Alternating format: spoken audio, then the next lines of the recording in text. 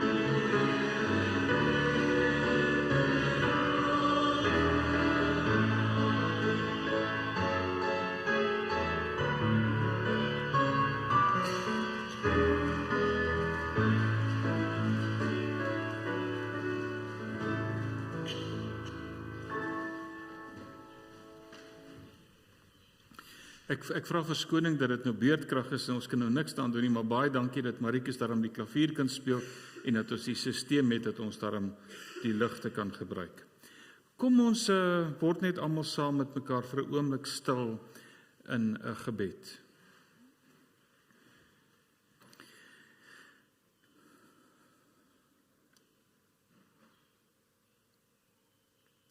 Here, uit die diepte van ons wese probeer ons praat, probeer ons bid, probeer ons sê, asof ons dink, U weet nie wat ons behoeftes is nie. Ons behoeftes is dood eenvoudig, Here, aanraking, troos, begrip. Ons behoeftes is om vir U dankie te sê, om iemand se lewe, om aan U eer te bring, vir menselewens, ook vir ons eie lewens, om net hierdie oorweldigende gevoel, van wanneer ons dink oor lewe en dood, net voor U neer te lê en te sê, dit, Here, is ons swaarste oomblik, om te dink dit wat lewe moet sterwe. Daar is niks anders as wat ons kan doen, as om U te vra om ons te help te dink, om te berus, en ook die lewe te geniet, te leef, asof daar altyd lewe is. Amen.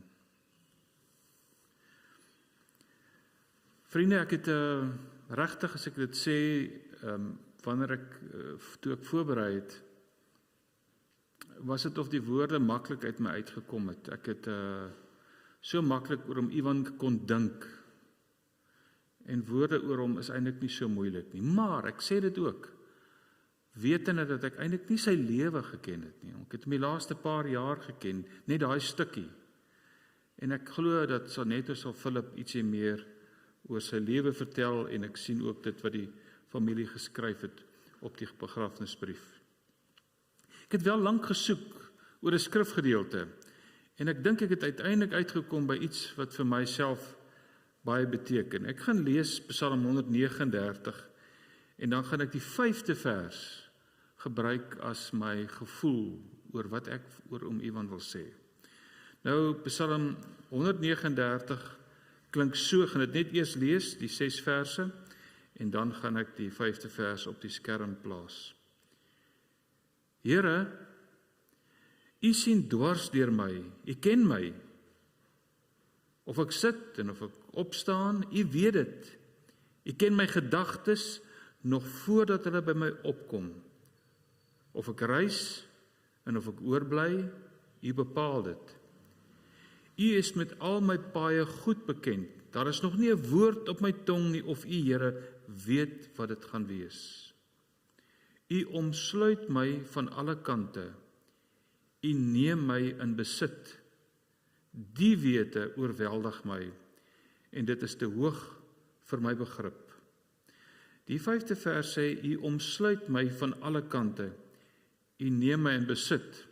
In die Nuwe Afrikaanse Bybelvertaling lees hy so, 2020 vertaling, van agter en voor omsluit U my. U plaas U handpalms op my. Van agter en voor, en ek verskriklik mooi, U plaas U hand, dis meer letterlik. Eugene Peterson het dit in The Message in die Engelse vertaling so vertaal. I look behind me and you're there. Then up ahead and you're there too. Your reassuring presence coming and going. So af en toe, vriende, loop daar iemand onverwags in jou lewe in.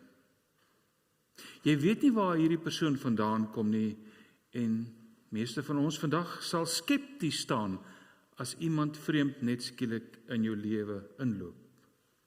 Hierdie persoon het 'n Engelse van, hy's reeds oor die 80 jaar oud. Hy kom staan reg voor jou en hy kyk vierkantig in jou oë en hy vertel vir jou sy storie.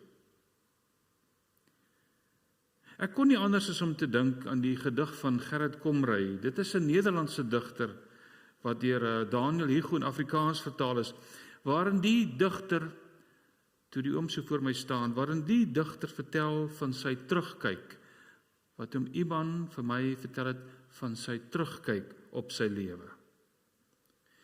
Die gedig wat ek nou vir u gaan lees, het Gerrit Komrij geskryf na aanleiding van die Tweede Wêreldoorlog. Dis net die eerste helfte, ek gaan nie die tweede helfte lees nie. En sien nou om iemand praat. Hy kyk terug, die man van amper 100, op wat hy beleef het in sy bestaan. Hy sien die episodes deels verwonderd en deels ook met 'n skewe glimlag aan. Julle onthou sy glimlag. Hy sien 'n piepklein wêreld van geluk met kinders wat sing en huppel en spring, maar steeds soos 'n misplaaste legkaartstuk die magte van verderf sou kom binnendring, né? Die oorlog. Hy sien die kinders is gelukkig en dan kom die oorlog. Hy kyk terug, die man van amper 100, op wat hy beleef het in sy bestaan. En toe hy ry om Ivan, nadat hy my vertel het ek gewonder of ek hom weer gaan sien. Die eksentrieke, alleen wonende oom, wat doodgewoon reguit met jou praat en vir jou sê, hy soek 'n gemeente. Hy wil deel wees van 'n gemeente. En dan twyfel ek, en my hart begin klop. As dominee weet jy, dat jy het net nie genoeg tyd om aan een mens, en veral nie 'n ouer mens, heeldag aandag te gee nie. As die oom weer gaan kom en hy kom kerk toe, wie gaan met hom praat? Dis vir my gewees asof Evan Whiteford die toets gaan word vir die mense van Stellenstraat. 'n Toets wat ons gaan dop. En kom Sondag is hy daar. En kom die volgende Sondag is hy weer daar. En so is hy elke Sondag daar. Ek sien hom by die groep sit hier by die groot waterkruike elke Sondag. Ek gaan besoek hom as 'n lidmaat. Hy het daarop aangedring dat sy papiere vir die kerk reg moet wees.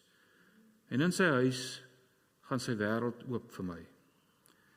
Dis of ouderdom net 'n remskoen is in daardie oomblik vir hierdie man wat lewe in sy hand en sy hart hou. Glo my, jy kry nie maklik weewenaars van in die 80 jaar wie se lewe so georden en vol belangstellings is nie. Die eerste wat hy my wys is die foto van sy vrou in elke vertrek in die huis. Daarna sy versamelings en sy liefde vir die goed wat naby aan sy hart is. Hy vertel my van sy werk en sy kinders en sy lewe. En ons drink tee en eet tennisbeskuitjies. Toe ek wegry, het ek besef dat Evan Whiteford 'n besondere mens is. 'n Karakter. 'n absoluut eie soortige mens. Ek het meermale by hom toe daar aangegaan en tee en tennisbeskuitjies geëet. Gekyk hoe hy die duiwe kos gee, die blou beetle bekyk en oor die waardering van eiendomme gepraat. En later het ek dit besef, hoe hy die dood van hom al weggehou het. Hy het die dood doelbewus geïgnoreer. By 2 geleenthede het hy hier in die kerk vir my versoek dat ek asseblief na hom toe moet kom, dat ons kan praat oor sy komende begrafnis, want hy gaan nie meer lank leef nie. En wanneer ek daar kom, eet ons tee en tennisbeskuitjies en ons ignoreer die gesprek oor die dood. Hy het dit geïgnoreer, ons het nooit daaroor gepraat nie. En toe gebeur daar iets, vriende, wat my op 'n ander manier oorweldig het. En op 'n ander manier bewus daarvan gemaak het dat my oordeel oor mense en oor situasies eintlik maar gering en gebrekkig is. Evan Whiteford raak geheg aan die mense van Stellenstraat. En elke keer as ek hom sien, dan sê hy vir my hoe gelukkig hy in Stellenstraat is en hoe goed die mense vir hom is. En so word Evan Whiteford een van die heel getrouste, indien nie die getrouste kerkganger in Stellenstraat gemeente nie. Maak nie swaak hoe swaar hy geloop het, hoe seer sy gesig was nie, maar ek sien hom nou nog, die lang maarman wat by daai deur instap, elke Sondagoggend hiernatoe, elke Sondagoggend. Daar het 'n tweede ding wat gebeur met my, wat my swak oordeel aan die kaak gestel het. Maar die tweede ding het ook iets positiefs in my lewe gereflekteer. Die mense van Stellenstraat maak hulle arms oop vir hom Evan. Hulle laat hom nie net welkom voel nie. Hulle maak hom deel van hulle. Nie net by die kerk nie. Hulle gaan besoek hom by sy huis. Hulle reik na hom uit. Hulle word lief vir hom. En ek dink, ek met my swak oordeel, ek dink Dis omdat die liefde van die Here dit in hulle harte gelê het om dit te doen.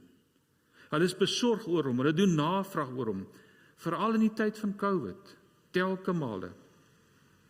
En as ek weer na alles kyk, vriende, as ek terugkyk, en ek kyk saam met hom iemand terug, na die gedig van Komrij, oor die 100 jaar, dan sien ek, hoe Evan Whiteford se lewe van voor en agter omsluit was, soos die psalmdigter in vers 5 sê. Hoe die handpalms van die Here op hom was in die vorm van die mense van Stellastraat, hierdie mense wat vir hom begin omgee het. Dit is vir my absoluut wonderlik om dit te sien. En Gerrit Komrij se woorde, 'n man van byna 100 jare teruggekyk op wat hy beleef het terwyl hy bestaan het. En daar was episodes waaroor hy net verwonderd kon wees. En waaroor hy net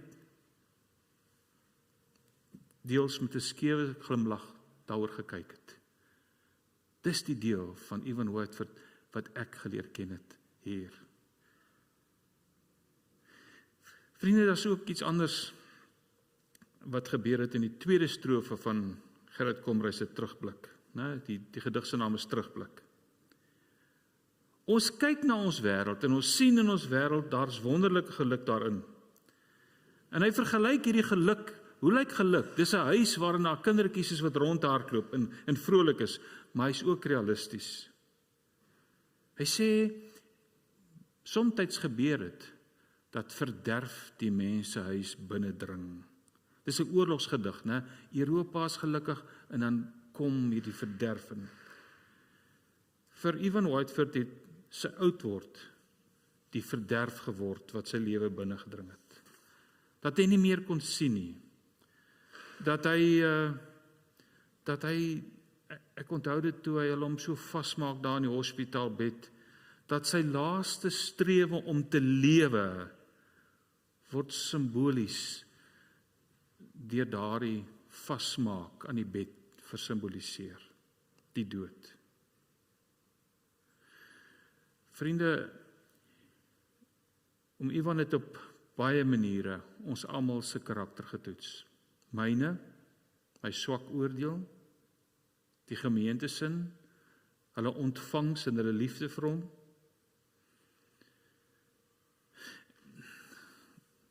Dis eintlik vreeslik belangrik om daaroor na te dink.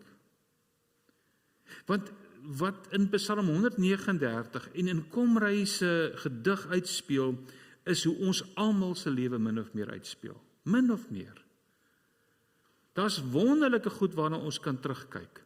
Maar daar's altyd een of ander misplaaste legkaartstuk wat ons lewe kom vervorm. Soos wat COVID dit gedoen het. Soos die oorlog dit gedoen het.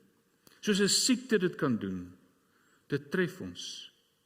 En wanneer daai misplaaste legkaartstuk deel van ons lewe word, dan het ons mekaar nodig. Ons het mekaar se hulp nodig.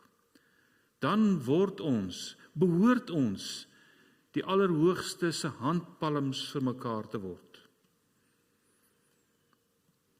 My kollegas is in hierdie dae by 'n synodesitting elders. Ek is nie seker waaroor hulle alles praat nie. Oor die kerk, hulle praat oor die kerk seker. Maar wat is die ware kerk? Wat is die ware kerk?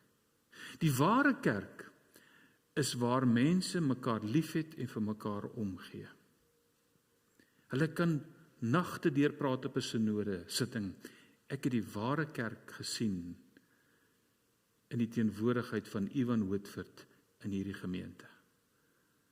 Wat maak jou so lief vir die kerk? Wat maak jou so betrokke by die kerk? Hy wat Evan Whiteford is wat hier ingekom het veroorsaak dat die ware kerk weer net opnuut duidelik opstaan in liefde en in omgee, wat ook deel van sy eie lewe was. Ek sluit af met nog 'n gedig, en dis die ware kerk is mense wat na mekaar kyk soos die duwe.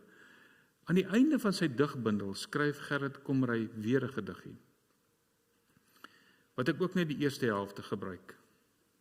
Sonnet van hoop noem hy dit. Kyk in die spieël, sien u self daar staan.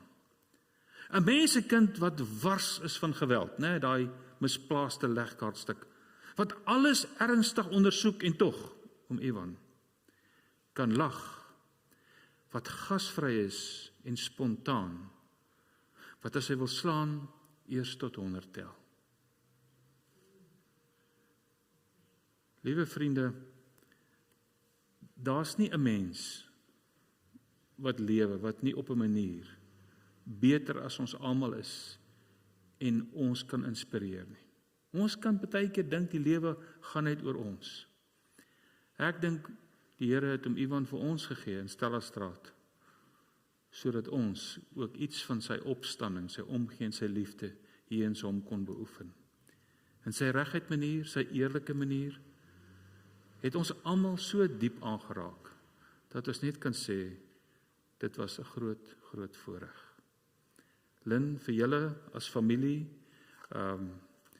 jou kinders, julle kinders, Ellen, dankie dat ons ook 'n deel van sy lewe kon ervaar. Dit was ons 'n groot voorreg en ons gee aan die Here die eer vir sy lewe.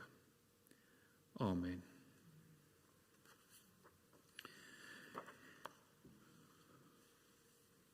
Ek gaan nou vir Philip vra, hy gaan die huldeblyk en die bedankings doen. Asseblief Philip. En ek sê maar net, ek help net vir Philip, want hy was baie gespanne hieroor, maar ek weet hy sal dit goed kan doen. Ek net hier aansit, Philip.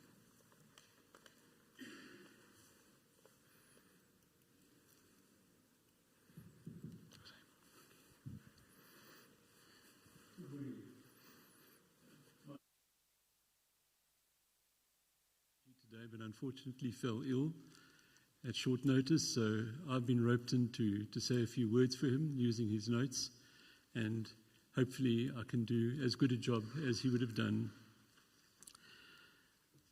First of all, I want to give a brief history of my father-in-law, Ivan, and begin by saying that he was born on the 12th of July, 1929, at the Kruger House, which was a maternity home at that time. And interestingly enough, he died on Paul Kruger's birthday, the 10th of October this year. So it was very coincidental that he started his life with association with Paul Kruger and ended his life on the day that Paul Kruger's birthday was. He grew up in Silverton and was the only child of two parents who were both entrepreneurs in those days. He attended Arcadia Primary School and Christian Brothers College. His mum bought him a piano for £20, and this started his lifelong attempt to play the piano, as he puts it. There was always pets in his life. Growing up, and that's why probably my wife Lynn, love for cats and dogs was instilled. One school holiday, when he was 16, his friend invited him to play tennis at the Buchamans at Silverton. There he met Veronica, Bernice, and their cousin Teresa. And this started a period where they used to go to socials together.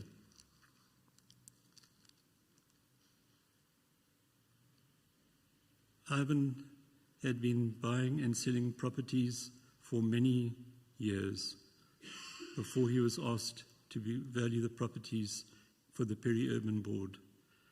Ivan followed in his father's footsteps, and his first job was at the Valuation Department, Pretoria. There he met a wonderful friend, Koos Marie, who used to call him Koos Whiteford. Later on, Ivan became the city valuer of Kempton Park, where he worked for many years, and later he joined the SA Housing Trust, where he worked until he was well into his 80s. Ivan was a collector of coins, badges, stamps, classic DVDs. In 1952, he bought his first proof set of coins from the mint. He knew very little about collecting coins in those days and handled the coins, and we all know that when you have a proof coin, you should not handle them and leave fingerprints on them. But this started his love for collection of proof coins. 10 years after meeting Teresa, they eventually got married and were happily married for over 60 years. They had 2 children, Lynn and Alan, and 2 grandchildren, Claire and Ian. He played tennis for many years, and it was well into his 70s that he and his wife still played tennis, and we used to often go to the Linwood Tennis Club and play at night with them. They also enjoyed ballroom dancing and went on numerous overseas trips, often on cruise liners. He was very proud of them, dancing the Blue Danube Waltz on a boat on the Danube River near Budapest. When Claire and Ian were in their 20s, he took them on a trip to London. He took them to his favorite bookshop, Foyles, and Foyles is a massive shop with many, many floors full of books. Suddenly, there was an announcement because they all went their own ways. Claire had an interest in certain books, Ian in others, and my father-in-law also had an interest in other books. There was an announcement that said that Mr. Whiteford was anxiously looking for his 2 grandchildren. Imagine the surprise when they all arrived at the information counter to find that the 2 grandchildren that he was so concerned about were young adults. It was a source of much heartache for him when he lost his beloved wife, Teresa, 6 years ago. He had framed photos of her all over the house. He kept busy filling his garden with many flowering plants and was very proud of his daylilies, which was depicted in the order of service that we compiled today. He was an honest, upright person who hardly missed a Sunday at church.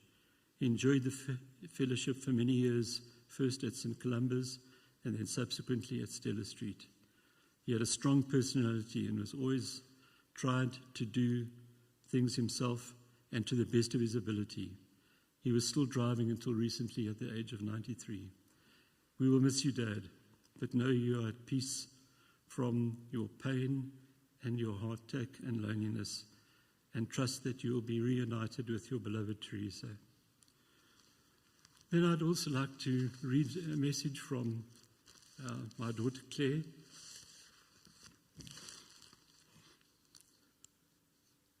Who unfortunately could not make the trip from Amsterdam,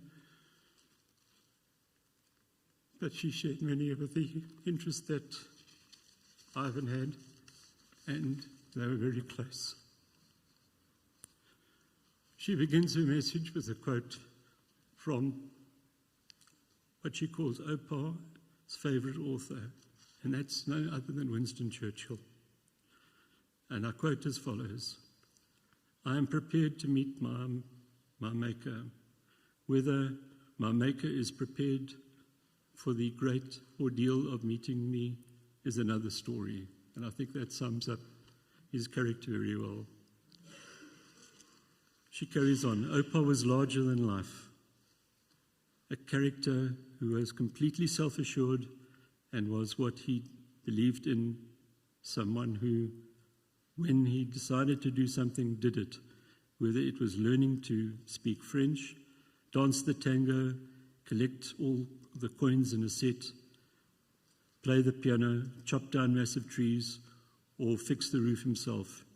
He never did anything by half measures, but with an absolute courage of conviction and determination to do to the best of his ability. I have fond memories of him sharing the love of history that we had and spent time with him at the National Museum of Military History in Johannesburg and the Imperial War Museum in London, sharing our love for books by lending each other books we thought we might enjoy, and going with Opa and Gran to many of the dancing lessons they attended. I treasure the one time Ian and I managed to convince him to have a pint with us in a London pub. Anyone who knew him knows how hard it would be to convince him to do something that he didn't originally want to do. I hope that he is at peace now and that with a body that is free from pain and weakness and reunited with my gran who he loved wholeheartedly for a lifetime. That was something from Claire.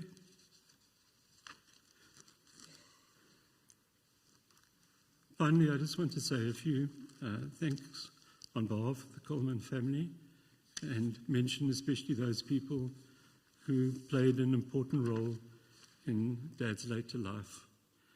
Baie dankie aan Dominee Anton Pinaar vir jou besoeke aan Pa en jou omgee vir hom.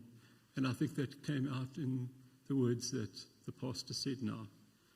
En ook dankie aan Celestraat se gemeente wat hom so tuis laat voel het. Ook baie dankie aan Annette en Hein vir al jou besoeke aan Pa, gereeld met beskuit, en ook vir die eetgoed wat hulle vandag voorberei het. Also, I'd like to thank our friends Linda and Justin for being so welcoming and kind to Dad. He loved his Friday visits at your house.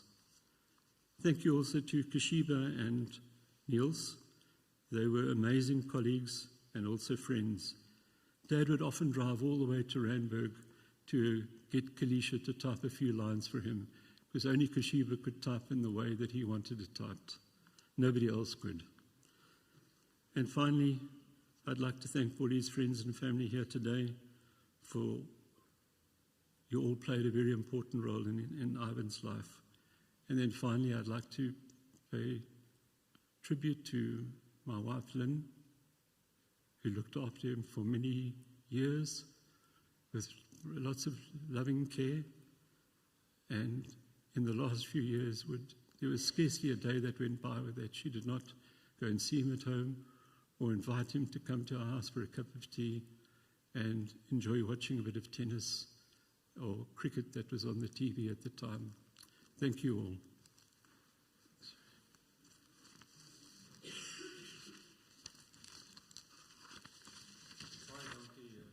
Baie dankie, Philip. Ek kan bevestig dat Ivan baie lief was vir Claire. En waardeer dit jy haar brief gelees het en ook van my kant af baie dankie vir Hein en Annette wat so baie mooi na Ivan gekyk het in die laaste tyd. Vriende, daar's nie enige geleentheid nou hierna nie. Ons gaan net na die diens gaan ons almal tee drink in die saal, so ons gaan nou die verrigtinge afsluit. Ek gaan eerstens vir ons die geloofsbelijdenis net lees. Dit is ons praktyk in die kerk, in die Christelike kerk, om ons geloofsbelijdenis vir mekaar aan te herinner in die dae wanneer 'n mens te sterwe kom. Daarna gaan ons die laaste lied sing. We're going to sing the last hymn that you all know, To God be the glory, and after that we go and have some tea and refreshments in the hall. Ek doen nou vir ons die geloofsbelijdenis. Jy kan net so bly sit. Ons glo in God die Vader, die Almagtige, die Skepper van die hemel en die aarde, en in Jesus Christus, sy enige gebore Seun, ons Here, wat ontvang is van die Heilige Gees, gebore is uit die maagd Maria, wat gelei het onder Pontius Pilatus, gekruisig is, gesterf het en begrawe is en ter helle neergedaal het, wat op die 3de dag weer opgestaan het uit die dode, wat opgevaar het na die hemel en sit aan die regterhand van God, die Almagtige Vader, vanwaar hy sal kom om te oordeel die wat nog lewe en die wat reeds gesterf het. Ek glo in die Heilige Gees, ek glo aan 'n heilige, algemene, Christelike kerk, die gemeenskap van die heiliges, die vergifnis van sondes, die opstanding van die vlees en 'n ewige lewe. Vriende, van die Gewer het ons ontvang die gawe van 'n toegewyde Vader en Oupa. Mense kom en gaan, maar hulle herinneringe bly bestaan. So sal ons hom altyd onthou. Vir 93 jaar en 3 maande is hy in ons geleen. Sy stem het stil geraak toe God geroep en sy wil bekend gemaak het. Ons wie agterbly sal berus dat God se wil die beste is. Ons treur nie sonder hoop nie, maar verheug ons in die gedagte dat ons eendag weer saam sal wees. Sy heengaan word betreur deur Philip, Lynn, Claire, Ian en Ellen. Vriende, kom ons sing die laaste lied en dan gaan ek vir ons 'n laaste gebed doen en daarna gaan ons luister na die Blou Donau.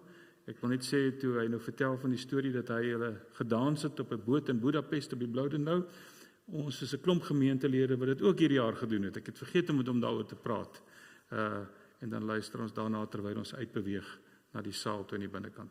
Kom ons sing 3 verse van To God Be the Glory.